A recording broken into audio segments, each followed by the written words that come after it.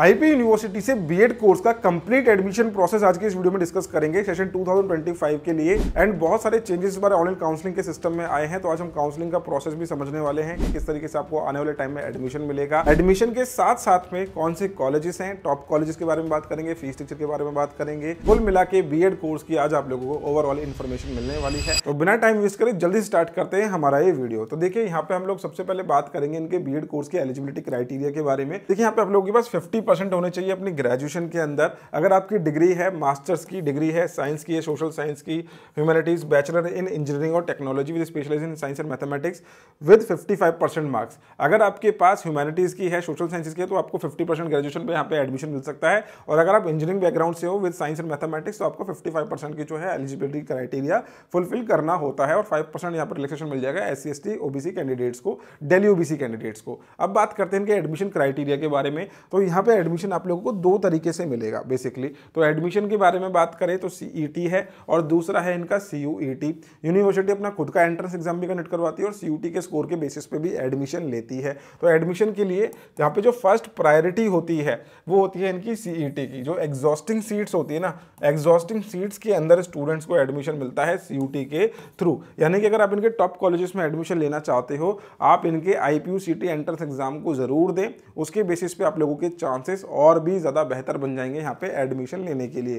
Course की duration आपके लोगों की 2 साल की रहने वाली है। देन आप लोगों का जो एडमिशन है फर्स्ट प्रायोरिटी यूनिवर्सिटी CET को ही देगी यहाँ पे। आई होप आपको इतना पता चल गया होगा। यहाँ पे एडमिशन लेने के दो तरीके हैं कि आप लोगों को यहाँ पे एडमिशन लेने में CET देना होता है, दूसरा CUET होता है। चलिए अब इनका एडमिशन का प्रोसेस समझते हैं थोड़ा सा अपडेटेड। तो देखिए एप्लीकेशन फॉर्म की फीस होती है 1500। ये पहले हुआ करती थी। अगर आप इस साल अप्लाई करेंगे तो आप लोगों की फीस जो है 2500 रुपये ली जा रही है। यहाँ पे 1500 रुपये आपके रजिस्ट्रेशन के ही हैं, लेकिन 1000 रुपये आप लोगों के इसमें ऐड हो गए हैं ऑनलाइन काउंसलिंग के, क्योंकि यूनिवर्सिटी के पास काफ़ी सारे कॉलेजेस हैं। तो हर एक कॉलेजेस के लिए आपको अलग से अप्लाई नहीं करना पड़ता। इनका काउंसलिंग पोर्टल पे आपको after the entrance exam registration करवाना पड़ता था।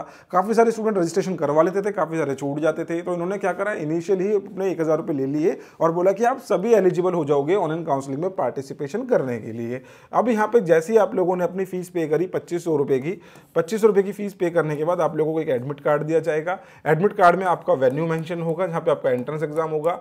आपको एंट्रेंस एग्जाम देना है IPU CET। जैसे ही आपने IPU CET दिया, आपका रिजल्ट अनाउंसमेंट करा जाएगा। उसके अंदर आपको एक रैंक अलॉट कर देते हैं। अब इस रैंक के बेसिस पे आप लोगों को इनकी काउंसलिंग के अंदर रजिस्ट्रेशन करना होता है। अब इस रजिस्ट्रेशन के अंदर क्या होता है, यहाँ पे आप अपनी डिटेल्स दोबारा से डालोगे सारी की सारी, मतलब कि मेन इन्फॉर्मेशन जो पहले रह गई थी। यानी कि आपका स्कोर अब यूनिवर्सिटी के पास जा चुका है। आप अपनी क्वालिफिकेशन की सारी डिटेल्स एक बार क्रॉस चेक कर लेंगे। देन यहाँ पे इनका पोर्टल ओपन हो जाता है चॉइस फिलिंग करने का। अब इस चॉइस फिलिंग के अंदर आप लोगों को अपने कॉलेजेस का सिलेक्शन करना है जिनमें आप एडमिशन लेना चाहते हैं। जिस भी कॉलेज को आप फर्स्ट प्रायोरिटी पे रखना चाहते हैं उसको आप नंबर 1 पे रख देंगे, देन उसके बाद नंबर 2 पे रख देंगे, नंबर 3 पे रख देंगे। जितना अच्छा आपका रैंक होगा वैसे ही आप लोगों को इनके कॉलेजेस में अलॉटमेंट मिल जाएगी। ठीक है, तो जितना अच्छा रैंक होगा उतना अच्छे कॉलेज में आपको अलॉटमेंट मिलेगी।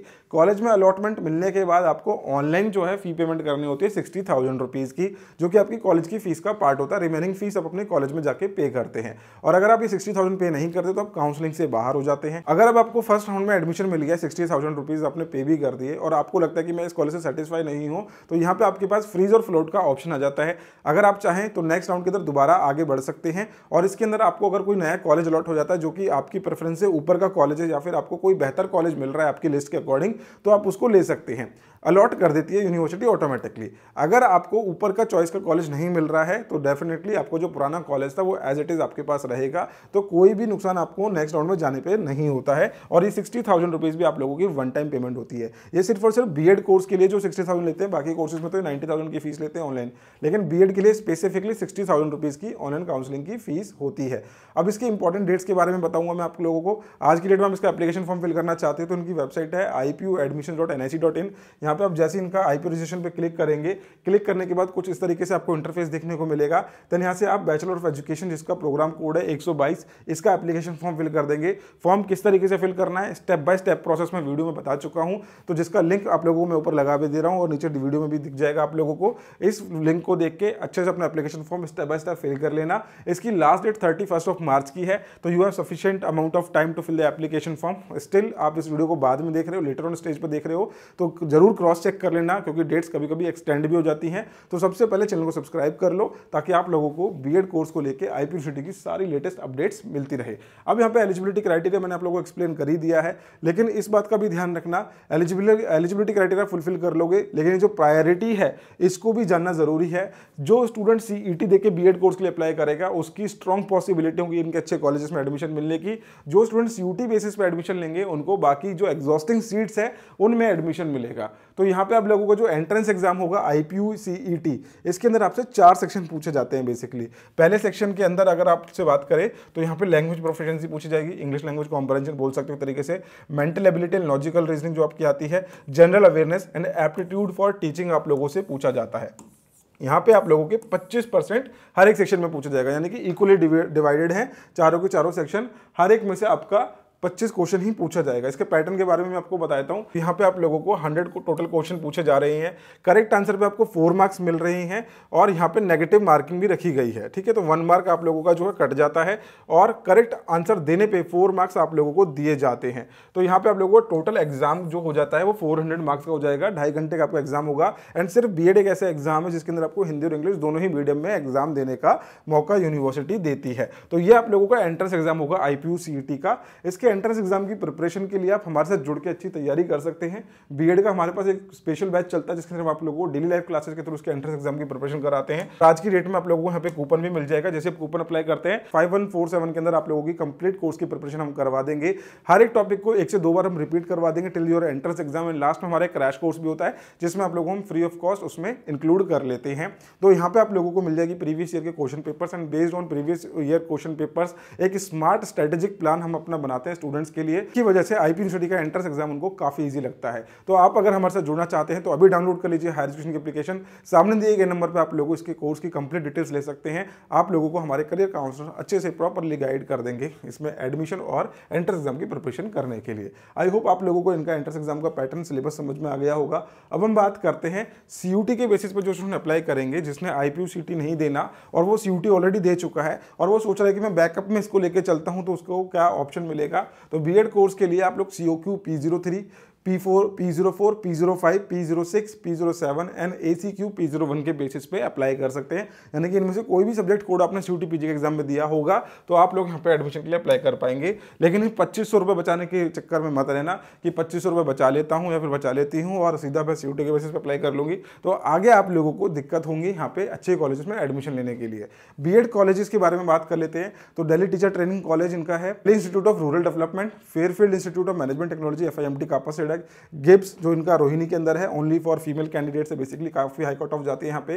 Guru Nanak college of education, Guru Ramdas college of education, Haryana Shakti college of education, ये न्यू इनका ऐड हुआ है कॉलेज यूनिवर्सिटी के अंदर। Institute of vocational studies IVS नाम से पॉपुलर है कॉलेज।